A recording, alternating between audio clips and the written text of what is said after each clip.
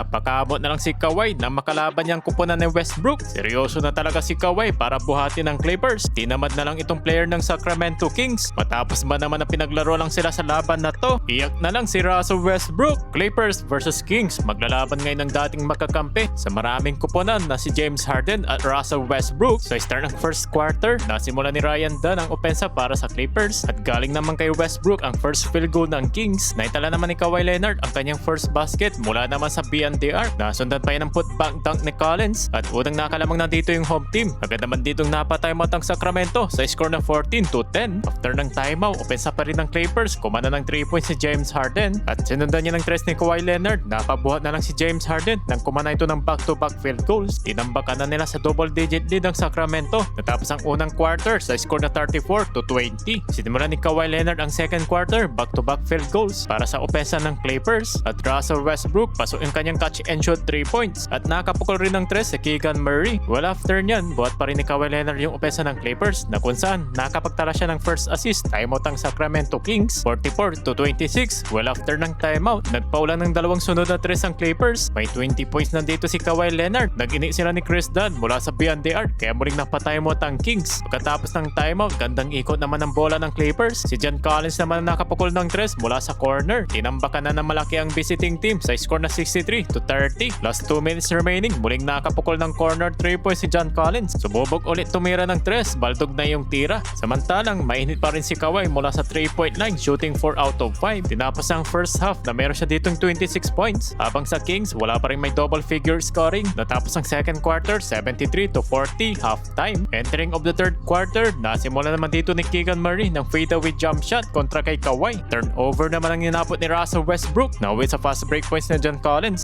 You see a turnover there, lob to Collins, and look out below. Pero bumawi si Westbrook ng top of the key, 3-pointers at nakapag-draw pa ng foul si Brody. Nag-average siya ngayon season ng 14.6 points, 6.8 rebounds at 7.1 assists. Pumasok yung dalawang free throws ni Westbrook pero malaki yung inahabol nila dito ni Russ at patuloy pa rin yung opensa ni The Claw. 28 points para kay Kawhi.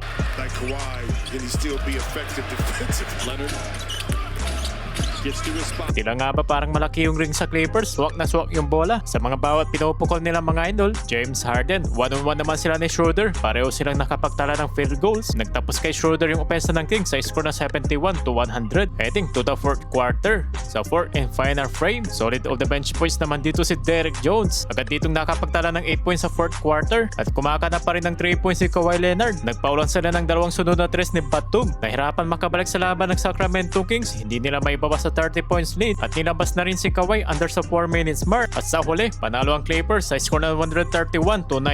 Tuloy pa rin ang 5 winning streak ng Clippers.